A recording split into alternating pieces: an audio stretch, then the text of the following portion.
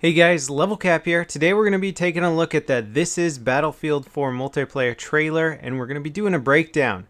Now, I've changed up the format this time for the breakdown. Generally, I just play through the whole trailer and point out things that are cool. We have a lot of recycled footage here, and the thing that stands out the most is the footage of the new maps. Now, what I've done is I've cut up the trailer and I've put the footage of the same maps together so we can best analyze each map.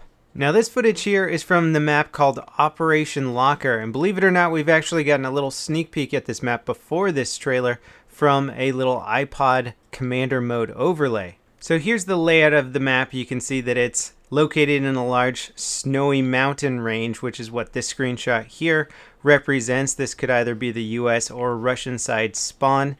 And then it looks pretty linear. I assume that there's going to be a lot of nice little alternative routes to work your way through in these sort of storage rooms till you get to the center point, which is a circular prison part of the map. Now, the cylindrical style prisons are actually a pretty popular design because it allows the central tower to have visibility on every single prisoner cell. So it basically avoids having to have tons of prison guards. You can just have a small team that can have overview on everybody there. Now you might be saying, Level Cap, how do you know that all these shots are from the same snowy map? Well, you'll see in these tunnels here that there's actually icicles hanging down.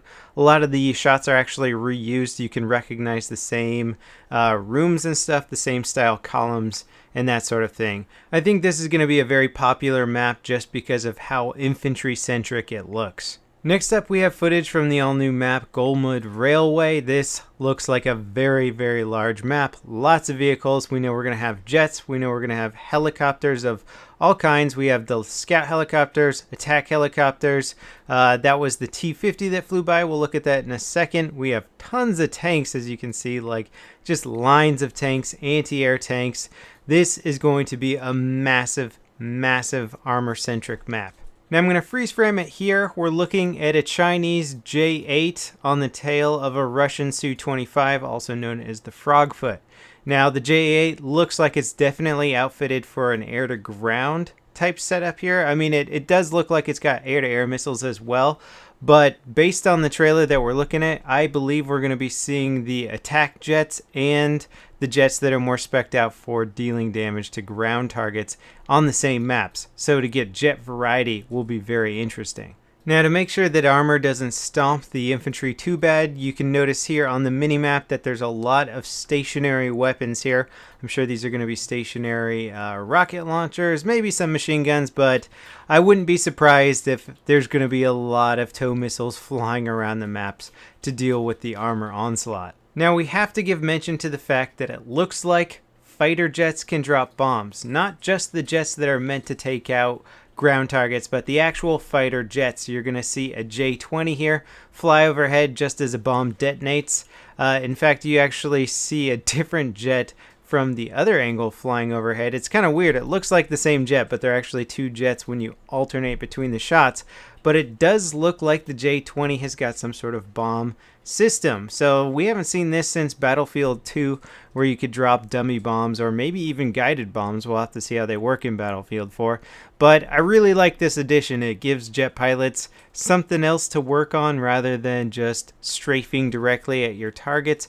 If a bomb provides an easier way to take out your targets, but maybe with a riskier flight path, it could be very interesting to see how that works out. This trailer has also put a bigger emphasis on vehicle customization. We see a whole bunch of tanks here with different camos, the exact same kind of tank, but they're now differentiated by their specific color, which I think could actually be very cool in multiplayer, especially when there's a really legit tank driver who's just been up all game and you're like, it's the blue tank, you know, I can never defeat the blue tank. It'll just add that extra way of recognizing your foe on the battlefield.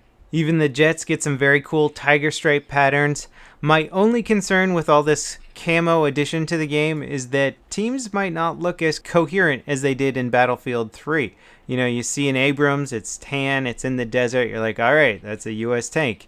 But now if the Abrams is blue and has tiger stripe patterns and the one next to it is red and also has tiger stripe, and then the Russian tanks also have, you know, the same kind of camo, I think it could add a little bit of confusion to the battlefield. Next up, we have some clips from the Arecibo Observatory. I'm not sure if that's going to be the official name of the map, but that is what the map portrays here. A lot of you probably recognize the map from the same place I do, which is 007 GoldenEye. Now in the film, it looks like the actual radio dish itself is made out of concrete, but in the map here, they actually do it accurately where it's hollow underneath, and you can see a lot of action going on beneath the radar dish as well as on top of the radio dish. You'll notice there's also some missing panels from the base of the dish here. I wouldn't be surprised if the entire dish itself is 100% destructible. So that means if you're running on there and somebody shoots out the ground from under you, it looks like you're going to have a bit of a fall. Now this freeze frame here is one of the few images we've had so far of the exterior of the dish. And it looks like there's plenty of places to fight outside of the dish. In fact, if it is a full-scale battlefield map, there's reason to believe that there's an entire jungle to fight in before you even get to the dish. So I have a feeling it's going to be a pretty extravagant and interesting map. I can't wait to see more of it.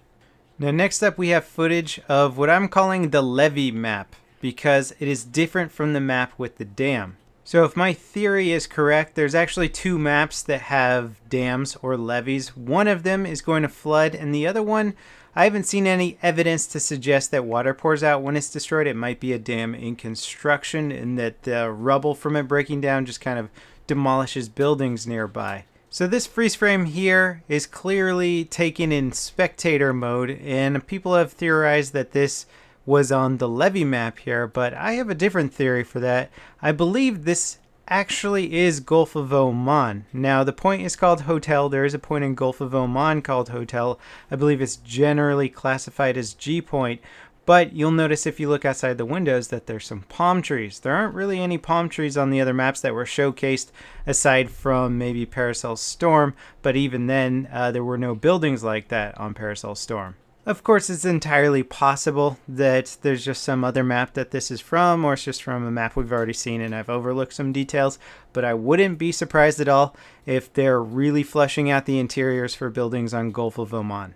And finally, the last little bit of fun we have from this trailer is showing an ATV coming out of the elevator on Siege of Shanghai on the top floor of the giant skyscraper. So first person to stick C4 on their ATV, drive it off of the top of the skyscraper and take out a helicopter, you know, that's like 1 million views on YouTube right there. So anyway, that pretty much wraps it up for this trailer breakdown. I hope you guys enjoyed it. Let me know in the comments what you think. Maybe I missed something. Maybe you have some different theories as to what's going on in this trailer. As always, thanks for watching, and I'll see you next time. This is Level Cap, signing off.